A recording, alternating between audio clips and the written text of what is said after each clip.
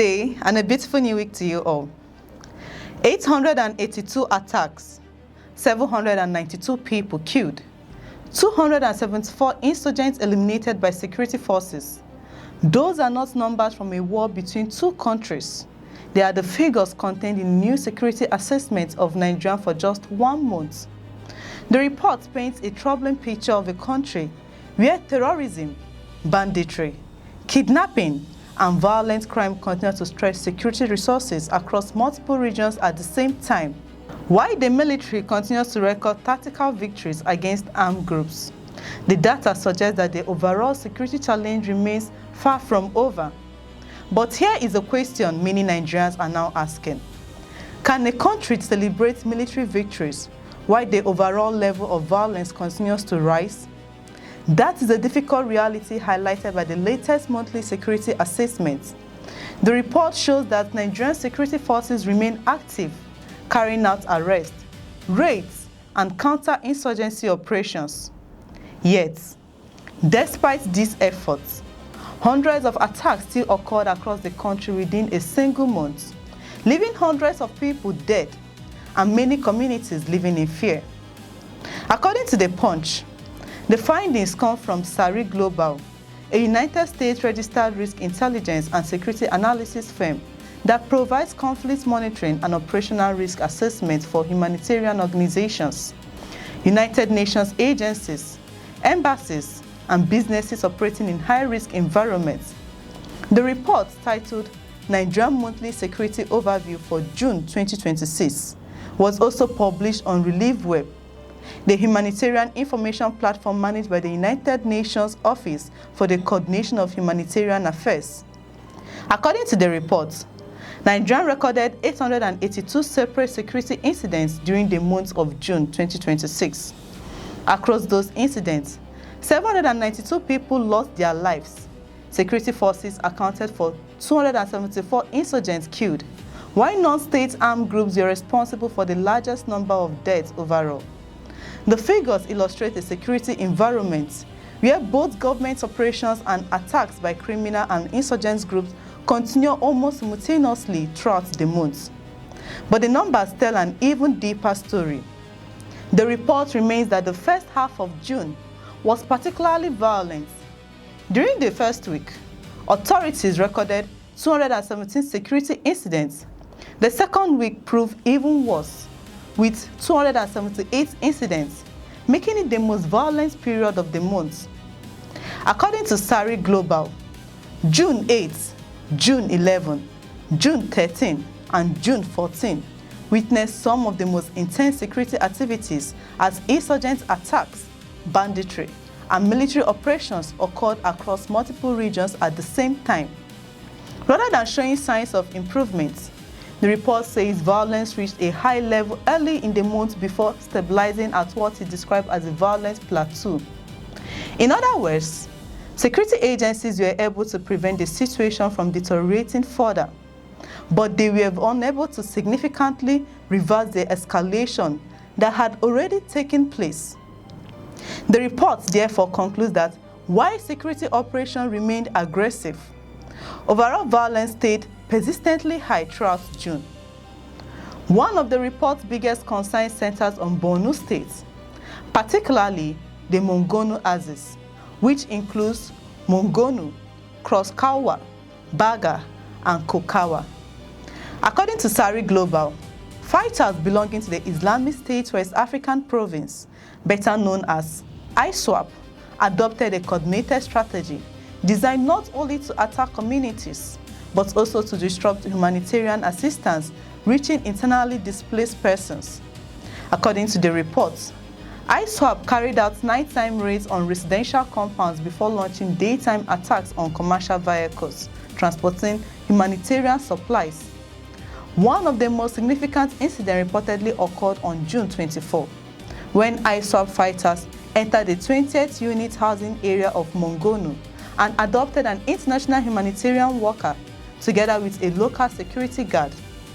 Analysts believe the operation demonstrated detailed prior knowledge of humanitarian personnel and their accommodation.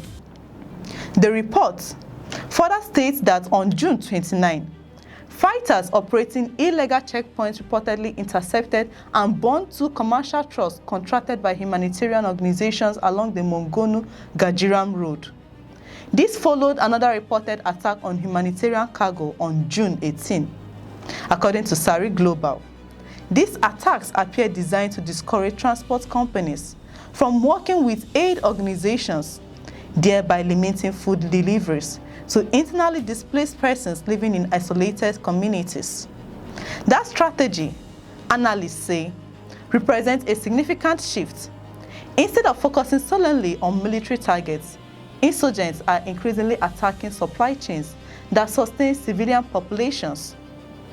If humanitarian organizations cannot safely transport food and essential supplies, the consequences extend beyond security and become a humanitarian emergency, affecting hundreds of thousands of vulnerable people across northern Borno.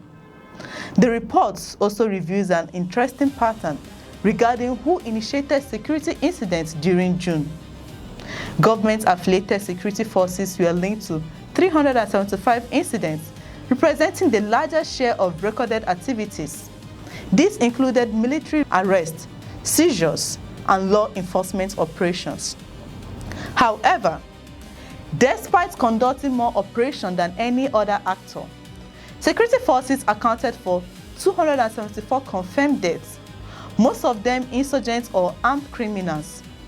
Non-state armed groups, by comparison, initiated only 224 incidents, yet we are responsible for 337 deaths, making them the deadliest actors during the month.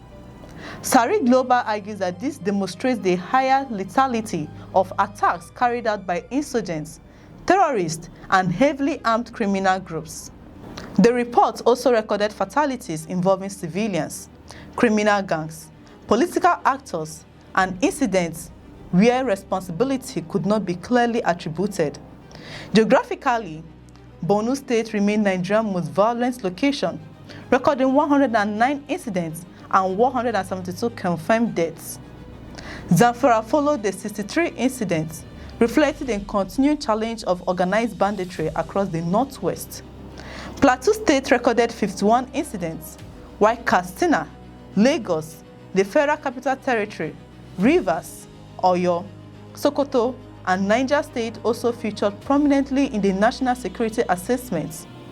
The report also warns that schools are increasingly becoming targets once again. It highlights an attack on Government Day Secondary School in Lassa, located in Askira, Oba local government area of Borno State, where ISWAP fighters reportedly adopted students and teachers in broad daylight.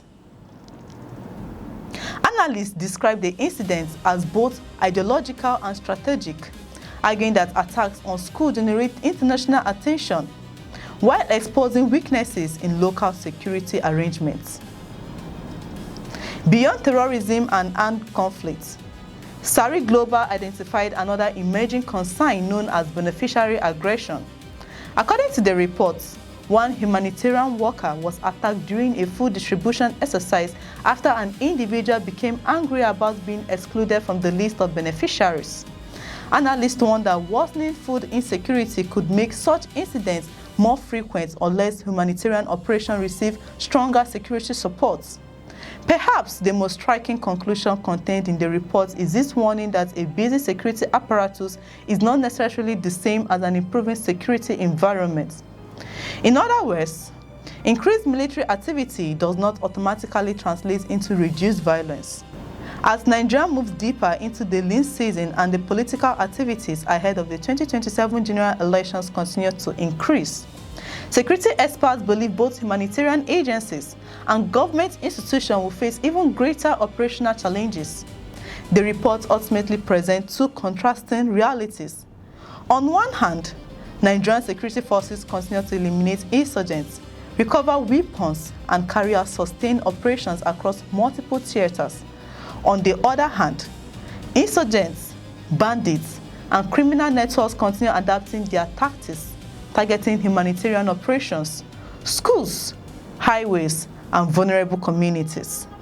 The question now is not whether security agencies are fighting back, They clearly are.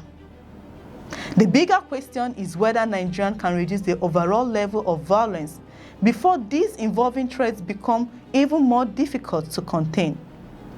Share your thoughts in the comments below.